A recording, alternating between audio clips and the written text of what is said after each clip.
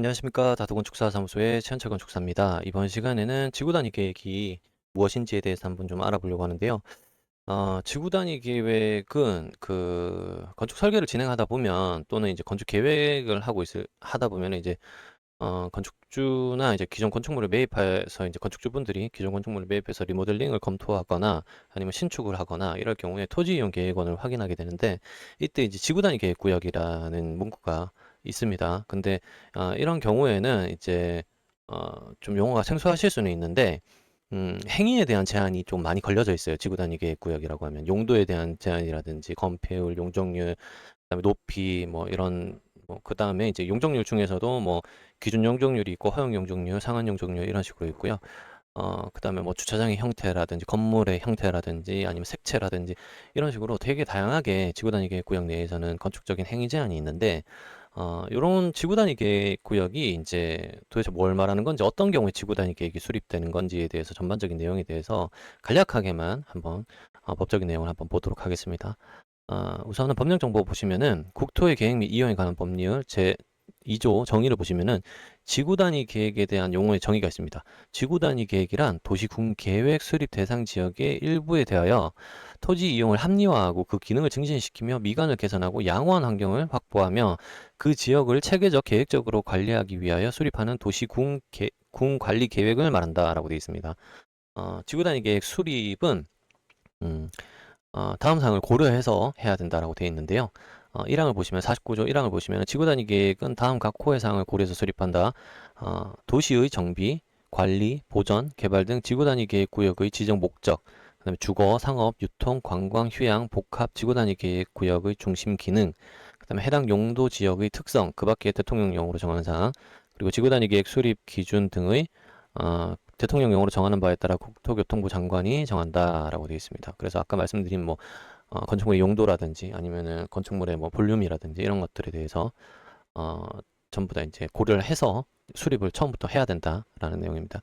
그리고 지구 단위 계획 및 지구 단위 계획의 결정이 있는데, 음, 요거는 지나가고요. 자, 지구 단위 계획 구역의 지정 등이라고 되어 있습니다.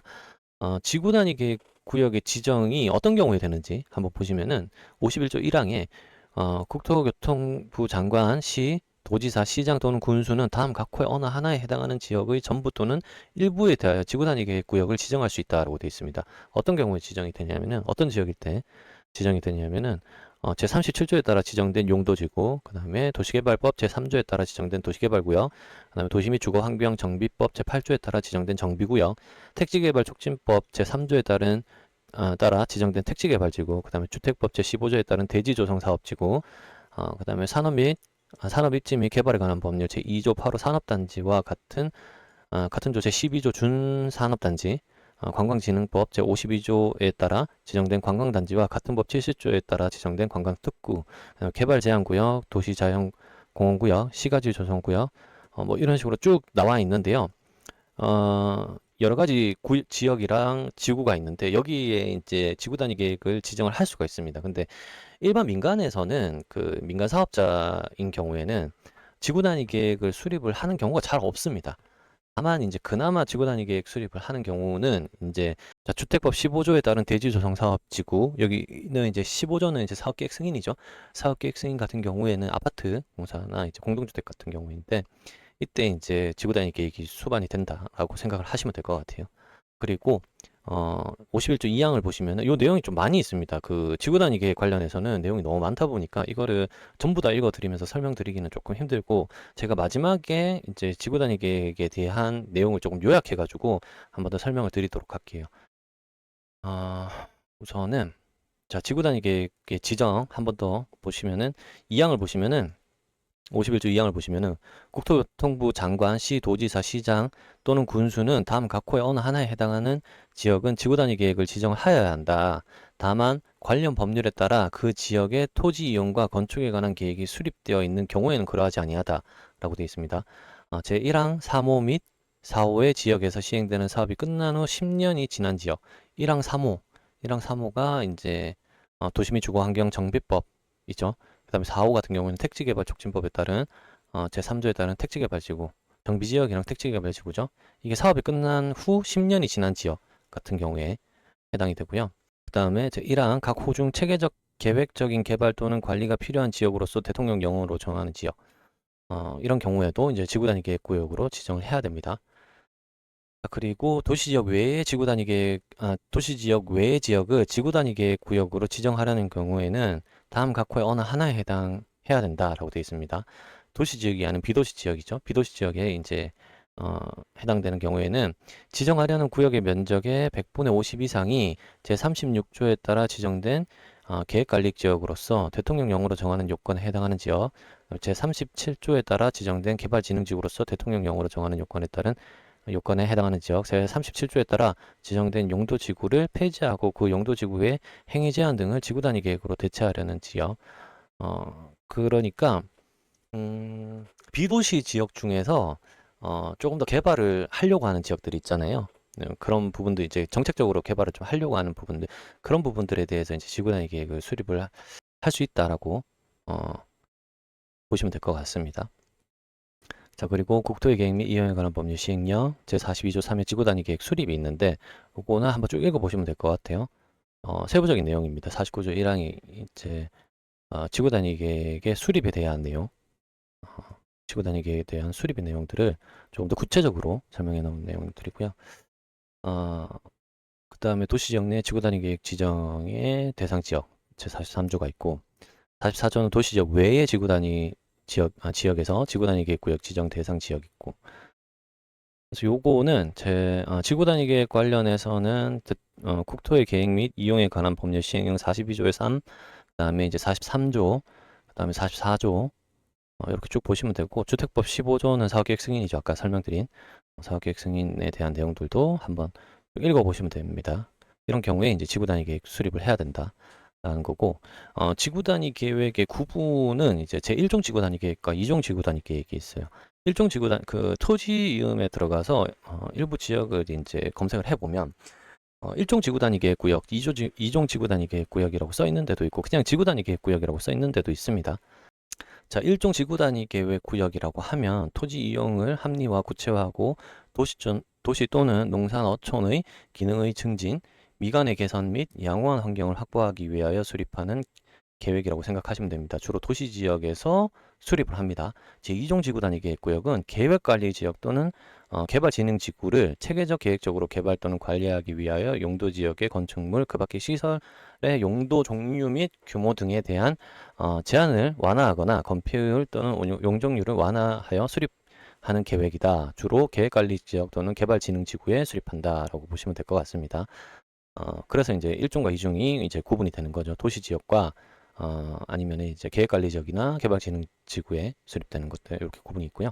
지구단위 계획 수립 대상을 요약해서 이제 앞에 내용을 설명을 좀 드리면 개발사업 지역이 있는데, 개발이 이루어지는 경우에 이제 도시개발사업 아까 설명드린 정비사업, 택지개발사업, 요거는 주택법 사업계획 승인이죠. 택지개발사업, 그다음 산업단지 등 뭐 이런 경우에 이제 지구단위 계획 수립을 해야 되고요.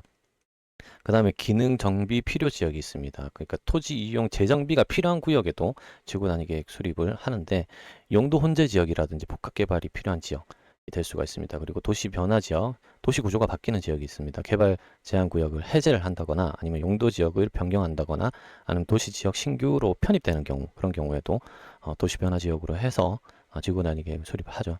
그다음에 유휴지, 이전 부지, 그러니까 규모를 재정비할 필요가 있는 공장, 군부대, 공공시설 이전지 이런 부분들도 이제 지구단위 계획 수립을 할 수 있습니다.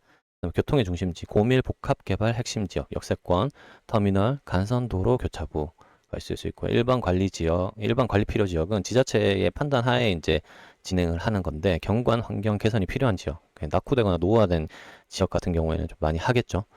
그리고 도시 외 지역 같은 경우에는 난개발 방지 목적으로 계획관리 지역을 중심으로 해서 일정 규모 이상 또는 기반 시설을 확보하는 걸로 그렇게 하고 있습니다. 자, 그리고 개발 사업 지역을 추가적으로 조금 설명을 좀 드리면, 위에 설명드린 주택법에 따른 사업계획 승인인데요. 기본 원칙은 이제 일정 규모 이상의 주택건설 사업 또는 대지조성 사업은 사업계획 승인을 받아야 됩니다. 주택건설 사업과 대지조성 사업이 있는데, 일단은 뭐 일정 호수 이상의 주택이라든지 일정 면적 이상의 택지를 건설하거나 조성하는 경우에 사업계획 승인 대상이 된다라고 생각을 하시면 될 것 같아요. 그러면 이제 지구단위 계획을 수립을 별도로 하셔야 되는 거죠. 그런 경우에. 그리고 요것도 면적이 있습니다. 지구단위 계획 수립을 하기 위해서 모든 아파트라고 해가지고 전부 다 지구단위 계획 수립을 하는 거 아니에요. 그리고 사계획 승인 받는다고 해서 무조건 다 어, 지구단위 계획을 수립을 하는 건 아닙니다. 면적이 별도로 있습니다. 요것도.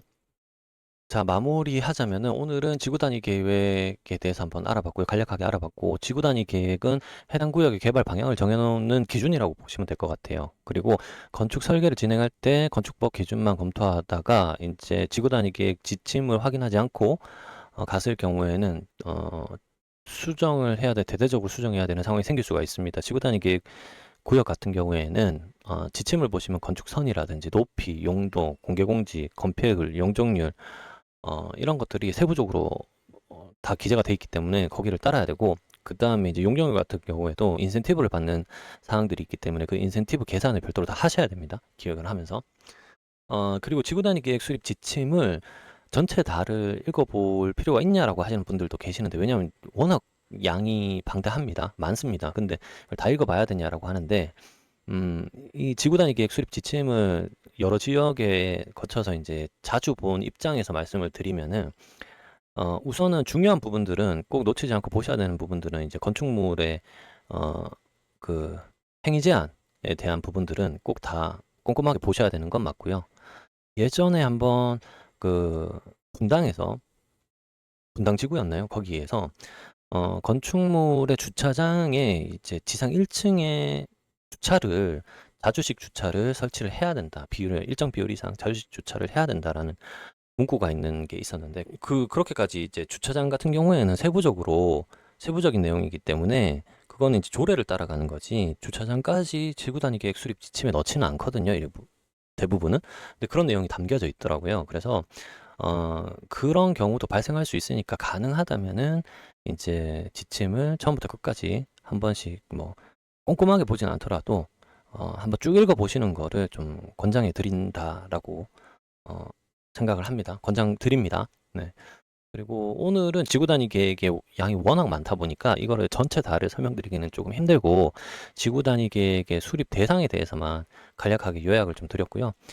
그다음에 지구 단위 계획이 이제 어떤 그 내용들이 담겨져 있는지에 대해서 구두로 이제 설명을 좀 드린 거고, 꼼꼼하게 좀 보셔야 되는 부분이 있고 아니면 그냥 한번 쭉 훑어서 읽어 보셔야 되는 부분이 있다, 말씀을 좀 드리겠습니다. 제가 뭐 이번 컨텐츠는 사실은 조금 구체적으로 설명드리기가 힘들었어요. 워낙 양이 많다 보니까 지구 단위 계획이. 한번 보시면은 국토의 계획 및 이용에 관한 법률을 지금 보시면은 지구 단위 계획이 4절에 있거든요. 4절에 있는데 49조, 50조, 51조, 52, 52조 2, 53, 4, 5조까지 있습니다. 근데 지구 단위 계획이 있는데 이게 쭉 있고 하위에 이제 시행령과 시행 규칙이 있어요. 그래서 어, 내용이 엄청나게 많은 데다가 여기에 이제 국토의 계획 및 이용에 관한 법률뿐만 아니라 앞에 말씀드린 그 여러 가지 다양한 법률들이 중간에 다 들어가 있어요. 그래서 이걸 다 설명드리기가 뭐 도시개발법이라든지 주거환경정비법, 택지개발촉진법, 그다음 주택법, 산업입지개발에 관한 법률, 관광진흥법 뭐 이런 것들을 다 설명드리기가 조금 힘들어서 너무 디테일하게는 설명 못 드렸고, 그냥 지구 단위 계획 수립 지침, 지구 단위 계획의 이제 그 수립 대상과 그다음에 지구 단위 계획 구역, 2종 지구 단위 계획 구역에 대한 차이점 이런 것들만 설명드렸다라고 생각하시면 될 것 같습니다. 자, 다음 시간에도 조금 더 유익한 정보를 제공할 수 있도록 노력하겠습니다. 다도건축사 사무소였습니다. 감사합니다.